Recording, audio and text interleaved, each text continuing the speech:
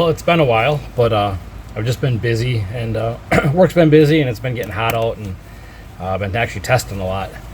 But if I look hot, it's because it's about 11,000 degrees out right now, and it's humid. I'm on vacation day from work right now. We were supposed to be in Indy for the NHDRO race this weekend, so I had off Friday and Monday. So I have been out testing quite a bit. Probably actually since the last video, I've been out I think 3 or 4 times, and actually learned a lot with the clutch and the tire. If you think I'm talking about the clutch and the tire a lot, it's because that's basically the whole focus on my bike.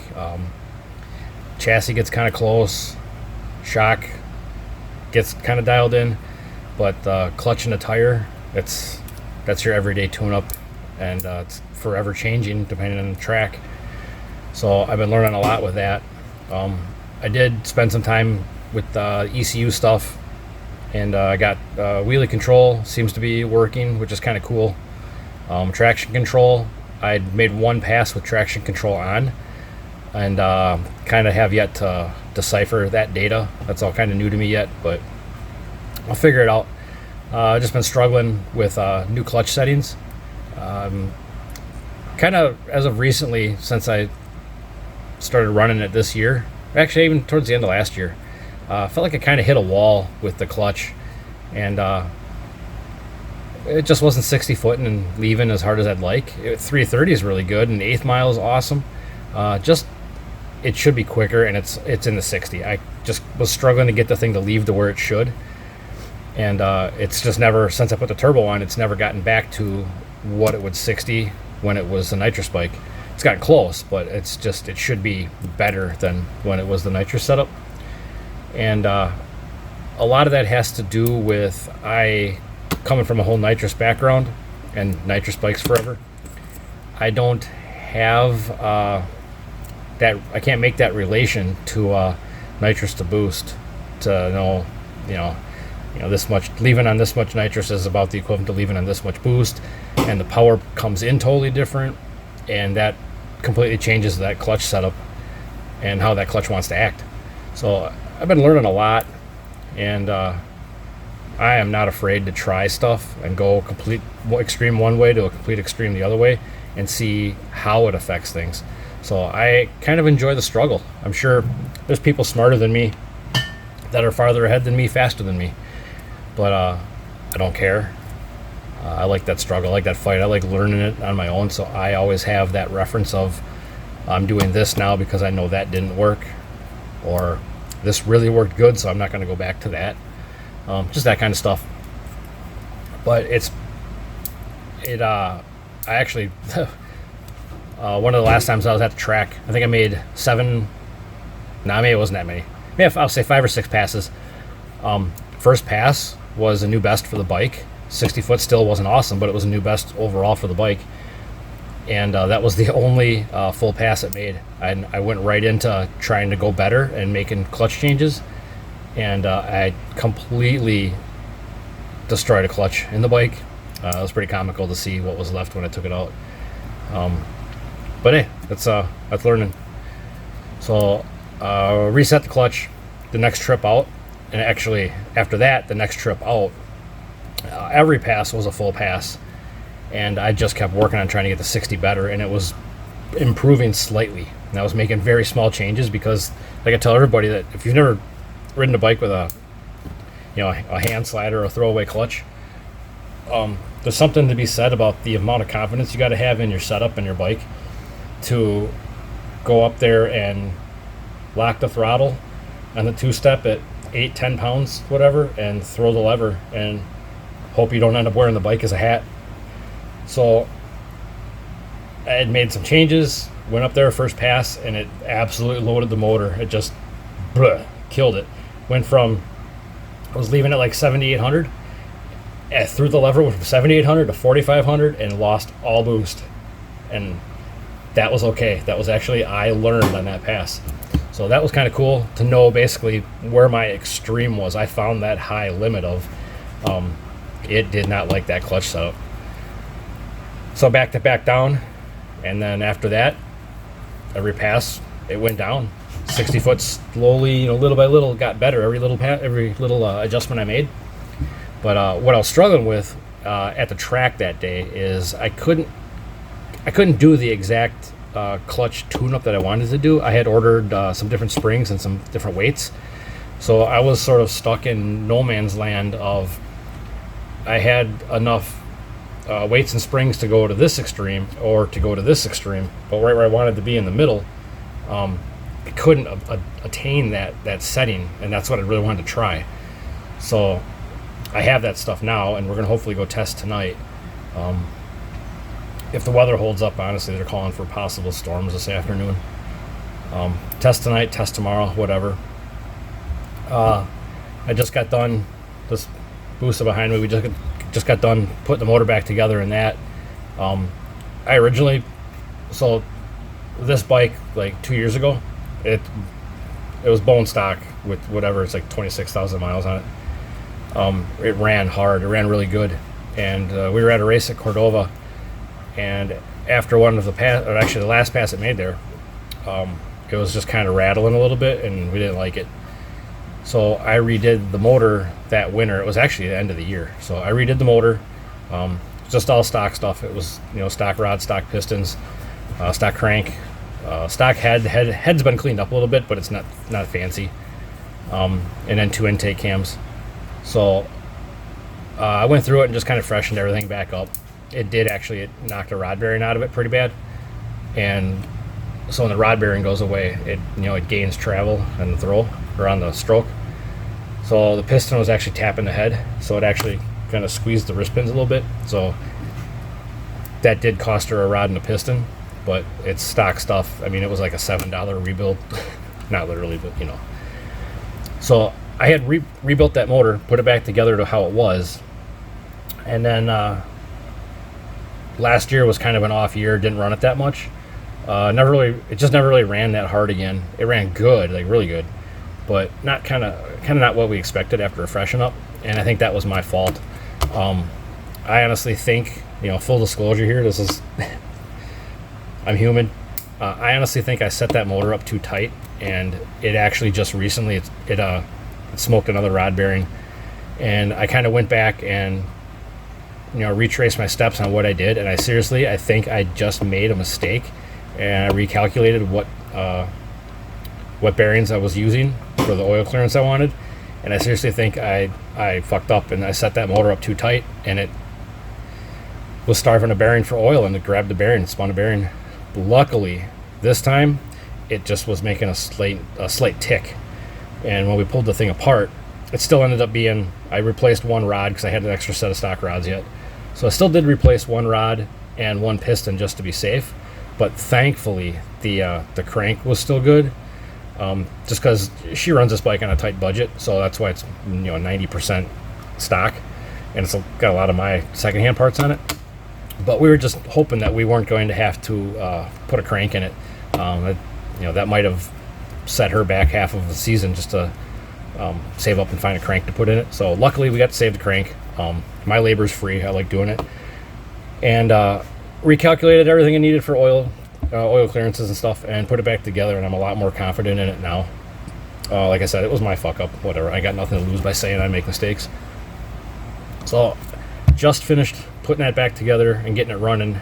What the hell day is it? Okay, Friday. Thursday. Last night I got that fired up for the first time. It's only been down for about 2 weeks, and most of that time was because of the virus and some of the other things going on in the world right now. There was a delay in shipping, otherwise it might have only been down for a week. But bottom line is it's ready to go. Just got done putting a drag max on it. The Shinko that was on it was on its way out, and we've been so happy with how the drag max has been working on my bike, which makes 2 or 3 times the power this bike does. So what the hell, let's keep continuity between the two bikes, or some parity, I guess, and just keep getting good data. We kind of know what these tires like and what they want now, and our local track hasn't been, it's not like a radial tire race prep. It's your everyday weeknight kind of prep. Spray it 100 feet and hope cars drag it down. So these tires been working really good.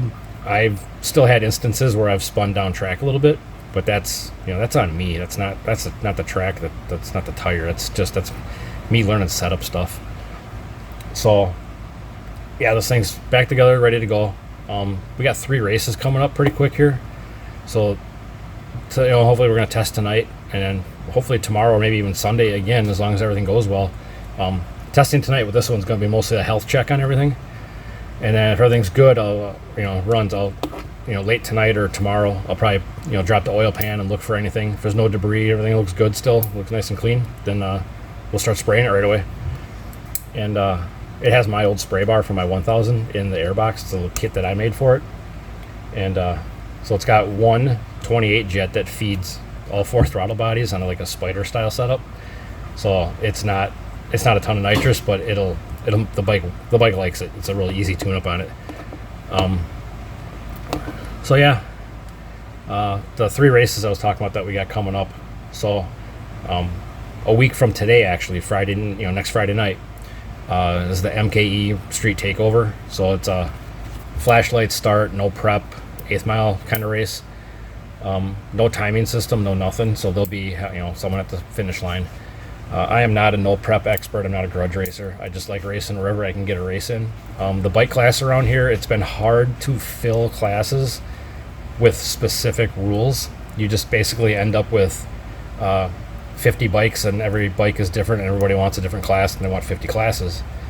So the trend I've been seeing is going to real basic stuff like street tire, at least. Sometimes it's any tire, any clutch. But a lot of the stuff that we've been seeing pop up around here for races has been, just at least a street tire and any clutch. Anything else goes. That's like the only way we've been able to get turnout for classes. We had a race last year, ended up being like a $50 entry fee, and we got 5 bikes. So, and originally it was a street tire hand clutch race, and there was nobody. So all this, arguing all the time over hand clutch this, stock that. Lockups, hand sliders, whatever. I just don't think, being in the Midwest, Wisconsin, Illinois area, I just don't think there's enough bikes built one way and enough people that want to actually race. I should say that want to race, that want to be in events where they might be outgunned. They shy away as soon as they think somebody's got something that they can't run with. And this next Friday, this MKE Street Street Takeover race. Last year I went to that same race, and I went to the final round. We only had 5 bikes, but I lost to a hand clutch bike. It was a real deal street bike, and everybody thinks my bike is a full on like pro street hand slider turbo fucking 600 horse bike. It's not the case. It's the best of everything I can afford, but it on paper should have won the race, and I didn't. So anything can happen. So it'd be nice to see more people like that guy come out and race. Street bike, hand clutch, street tire, race against guys like me or my bikes like mine. Anything can happen, and it was a $50 entry fee. It was supposed to be $100 initially, and we couldn't figure out what's going to take to get people to enter. So we got the 5 guys around that were in the class and just decided, what do you want to do? And let's do $50, because I said I don't want people to shy away from racing because they think I'm just going to be the automatic shoe-in winner because I got a hand slider turbo bike. I'm like, but $50, it's worth the gamble. I mean, it was fun. It ended up being a really freaking fun, good race. And I lost in the final by, if the track was 10 inches longer, I might have come around them, but it didn't. So it was fun. Losing don't make a shit difference to me. I freaking lose every day of my life. But I just like racing. And I'll race. I don't even really care what by the other lane. I've lost against Kent Stotts and Frankie Stotts, local pro street legends. Shake their hand at the end of the pass. It's just fun.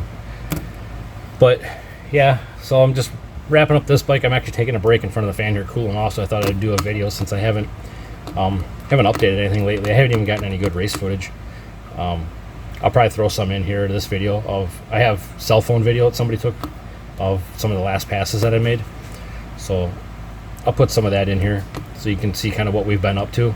I just don't have any like at track narration kind of breaking down what we're working on. I'm going to keep tapping my pen real loud too, so you can enjoy that. I'll turn the volume up on that part of this video. But up next is I got to get this bike, put the fairings on it. I'm pretty sure it's wrapped up, ready to go. I've had it running and idling a bunch of times, got the cooling system bled.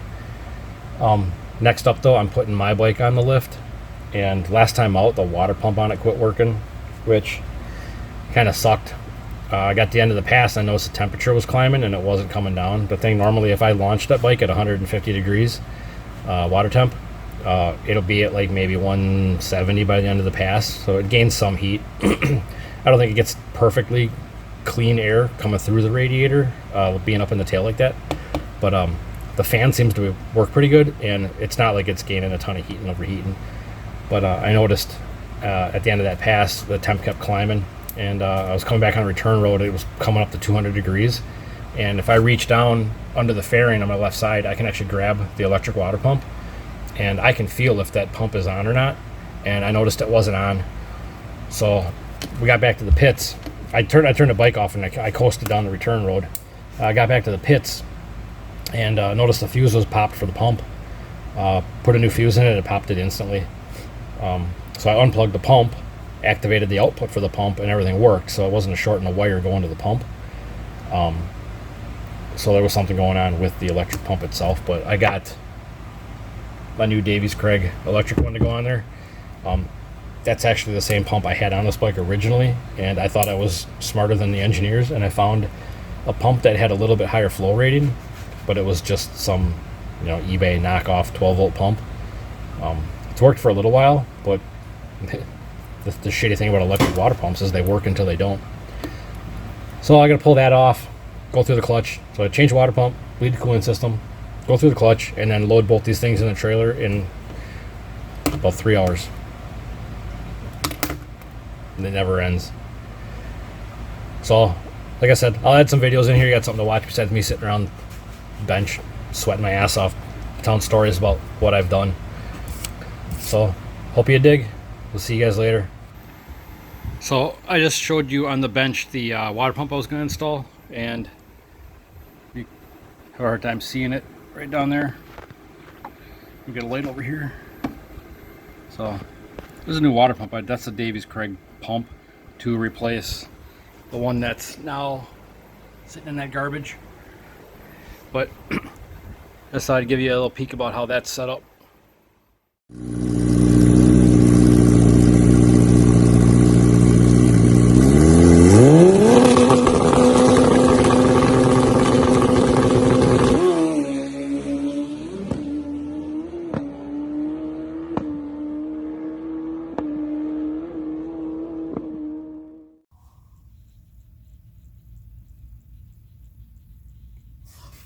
Well, it's Sunday.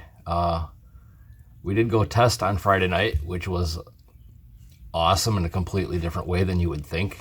You can see there's some stuff sitting behind me here. We unloaded the bikes and waited around a little bit because it was hot and sticky out. But had my bike and Michelle's bike down there. I was in no hurry to do anything. My bike's been pretty much okay to run as it is, so with Michelle's bike having fresh motor in it, I was more focused on just kind of watching to see how that went, and did not go well. I had ran the bike around for whatever 2 days or whatever. It had been heat cycling things and double checking things, pulled the pan, cut the filter apart, made sure everything was good to go, and she fired it up, rode it around the pits, went up and down the return road, made sure it ran through the gears, everything was good, felt normal for her. And then she went up, did her burnout, staged the bike, brought the RPMs up, left good. It was just on motor, it was just supposed to be a shakedown. Had the camera on her bike just so that I can kind of watch after the fact and see how things go. It's hard to try to help out on a bike that you don't ride. But she gives me like really good feedback on what the bike's doing anyways. But it was running through the gears pretty clean. Top of 5th gear, all I heard is brrp, and puff of white. The thing let go.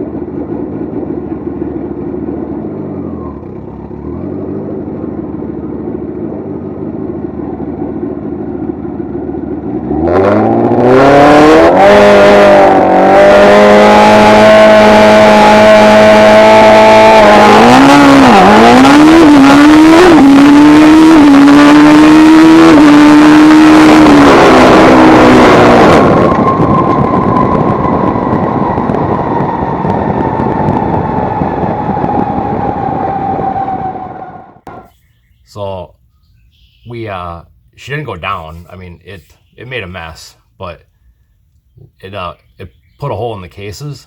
And at the time, we thought a rod let go, so it poked a hole in front of number 4 on the bottom, but it was above the oil line. So it did it piddled oil out of the motor, but it wasn't a huge, complete system dump on the track. So lost. It was just water with water wetter in it was all we run for coolant.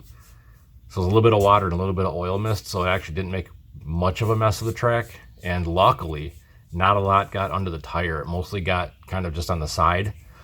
Excuse me. But she reacted and did the exact right thing. Bike shut off. She clutched it, coasted, turned off. No issues with her. She's pretty good about instinct and just reacts, knows what to do. So when we saw that puff of smoke, I knew the motor let go, but I didn't even really question whether or not she went down or not. It was just like, she won't go down. She's just that good. Nobody's invincible, but that was just my thought right away, was she didn't go down. So, and she didn't, luckily. Could have been worse, and she could have, but she didn't. But you have to see the carnage in this motor. This is just a stock. It was a stock freshen up. Like I said, I went through it because I knocked a rod bearing out of it. And stock parts, everything looked good. It went together great. And it freaking started, ran awesome. It didn't break a rod bolt. It didn't break a rod is not what came through the cases. It kicked the piston out the bottom of the motor through the front. And I'll walk you through this and show you. This is some impressive shit. And then we're gonna talk to our engine builder a little bit about this. But just check out this carnage. There's a cylinder head. So we got there's number 1. There's number 2. It looks pretty clean. It was running good. Probably could have used a little more fuel, but number 3. And Jesus, mother of God, what happened here? How? That's, that's okay. That'll be fine. So there's rods 1, 2, and 3. Bearings even looked good at them yet. They were fine. And then we come over here. Here's rod number 4. As you can see, it's still intact. There's the cap. Had good bolts in them.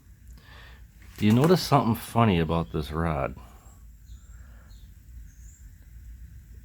Twist and shout. Oh, boy. So look at the cases here where the crank was in there. See, some shit got kind of all over the place. And kind of checking her out. You know, that's a lot of debris. What the hell? It's not supposed to be an air-cooled motor. This is amazing. Just spectacular, I think. But wait, there's more. Let's check cylinders out here. Not bad. Not bad. Usable. There's things missing on this one.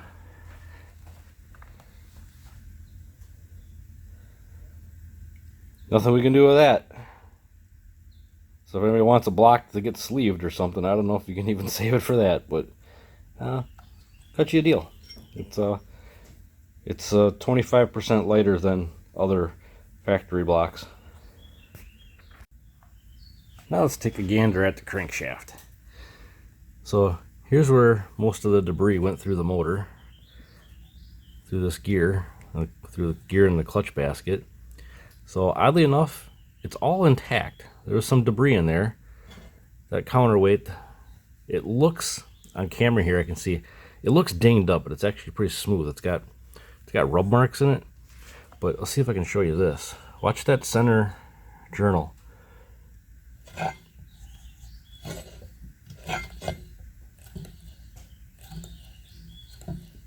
It's there's no bearings. There's only bearings in under number 1 and 5.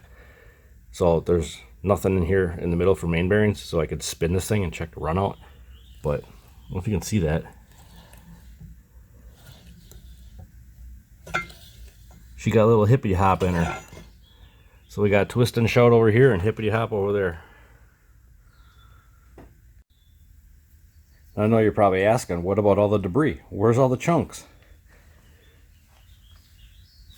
That spark plug I took out of the head, that didn't get into the bottom of the motor, but this is the biggest chunk of piston. That was actually wedged between the wrist pin and the crank gear. So as the wrist pin went down, it wedged this sideways above between the pin and the gear.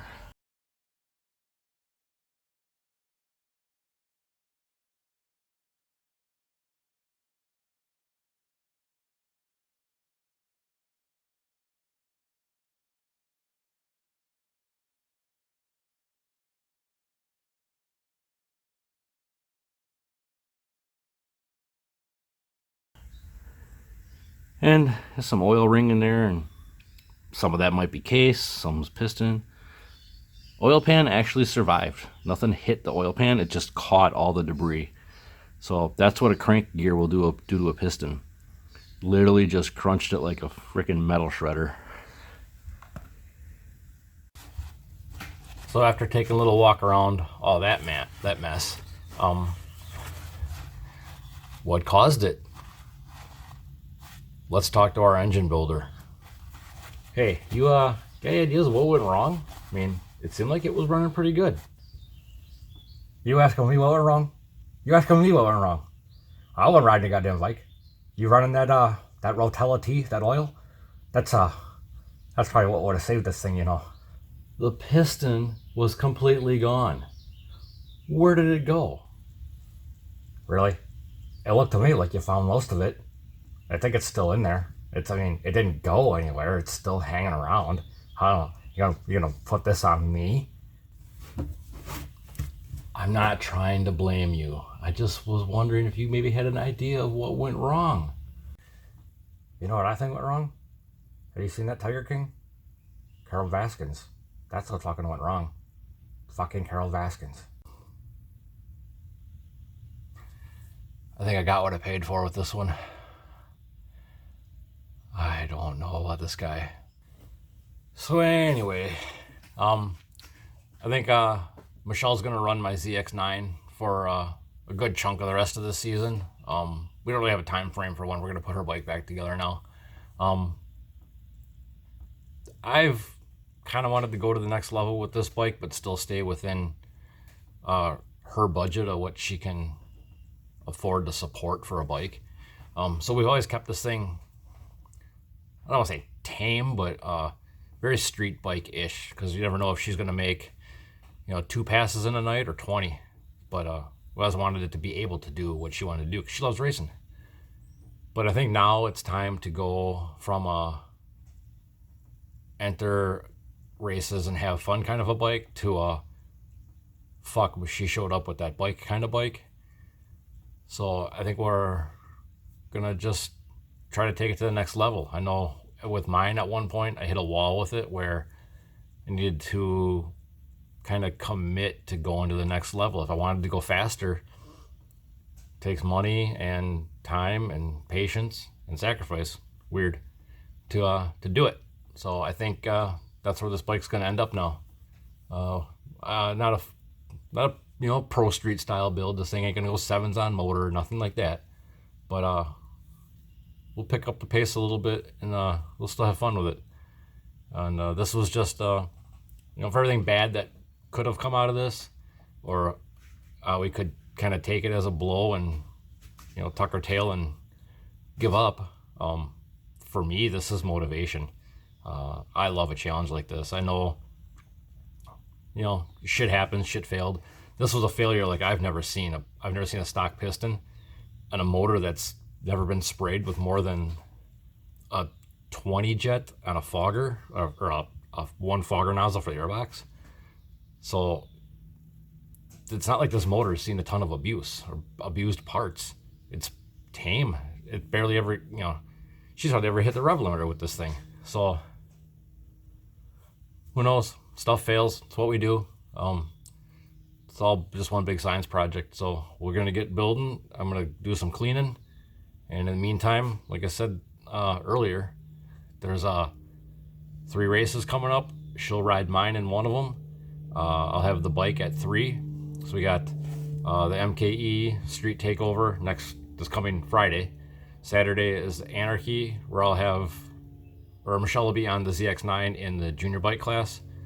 It's not competitive in that class, but I had already pre-entered it, so we would have both had our bikes in that same class. So they'll be down one bike, but she'll just be on mine. So it was only a $25 entry fee for that class, so we're not out a ton of money, and she gets to have a little fun. So that's Saturday. Friday was just going to be my turbo bike in that street takeover race. Then Anarchy Saturday, and then the following, so 2 weeks, is the no prep race at a shutdown airport up in Hillsboro, Wisconsin. The no limits, no prep. So I'll have my turbo bike up at that one too. So yeah, time to get cleaning. So after she got it shut down at the big end, like I said, we got a golf cart ride down, and kind of we were looking at the bike, and we weren't 10 minutes in, and we were already game planning what we were gonna do. A bunch of our friends, people came down and offered pushbacks, and it was me, Mike, and Michelle down at the big end, looking at the puddle under the bike. Was mostly water, but at the time we didn't see the hole in the motor. It was hidden kind of up in the corner above the pipe, kind of back tucked in behind the fairing area. So we were just in a hurry to get it back to get to the pits and start investigating. But people had offered pushbacks, and I said that I was going to push it. I'm going to push it all the way from the big end. I've never been pushed back on anything I've ridden down there, and for me it was sort of like a mental therapy sort of thing. So the whole time I'm pushing the bike back, it gave me time to game plan, to think about what we're going to do. And Mike and Michelle were walking with it. We were already coming up with, okay, if this is the worst case scenario, if this happened, we're going to do this. If this happened, we're going to do that. And so-and-so might have parts for this. We can eBay that. Let's get the ball rolling. It can happen overnight, but I've fixed worse. 2 years ago, I went through 3 complete motors in my bike. Not quite this amount of damage and debris, but bad nonetheless. But we got back, stopped sweating about an hour later, and I decided that we were going to still salvage tonight. I was going to make one pass on my bike. Just made one slight clutch change, and it wasn't horrible. It it locked the clutch up kind of quick right off the line. So it lugged the motor down hard enough that it killed boost. And it took a long time for it to ramp back in because it dumped the motor from, I left it 7,800. It lugged the motor down. The RPM spiked, the clutch grabbed it, and it lugged the motor down to like 5,500.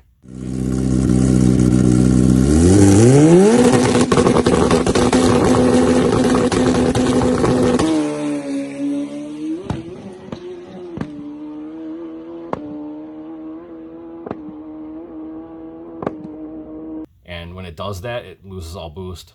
So it took a bunch of RPM and time to build up, and it freaking ramped into it. So it still made a 7-second pass, 178 miles an hour.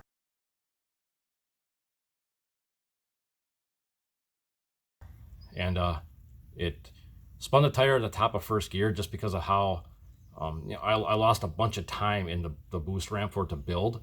So basically, once it had RPM, it just puts the boost in right away because it was already to the point where it was commanding 16 pounds, but was only able to make 8. So once the RPM is built, it just shoots straight up to the max targeted boost. So it spun the tire at top of first gear, which kind of is expected. And then down track, it shook the tire in 5th. But what I've noticed with the drag max on the bike is I've never experienced tire shake before because with the Shinko, if you got into trouble, it seems like it would just spin the tire. That was over. It just spun the tire. With this drag max, I've never experienced tire shake before. I know it's a radial type tire. It's not really slick. But it chatters the bike, but it won't completely blow the tire off. It'll actually kind of recover. So without lifting, it'll just it'll shake the bike real bad. The bike will wiggle real hard, and it'll just drive through it and salvage a pass. So pretty happy with that. So and it wasn't a super prepped night. So for it off the trailer to do what it did, I'm just going to leave it alone. It's in the trailer right now. I'm going to go through the clutch just maintenance wise, just to look at stuff. And I'm done making changes now. There's 3 races coming up, and I'm just going to leave it alone. There's no point in screwing with it now. It works. It's not exactly where I'd like it to be, but it will work. I would rather, with the no prep stuff and not great prep, I'm not trying to go a 117 60 foot. Because if I get that tune-up figured out, when I get to the track ain't gonna take it. So it's not 60 foot and that low. It's kind of, it's a little bit higher, but not crazy slow. But it's consistent. And right now, I would take a high 1-2 foot every time. That's smooth, and we'll get down almost any surface, as opposed to a teen something that takes a great track and a violent leave to make that happen. So I'm gonna leave it where it is. Pretty content with it. So we'll run it.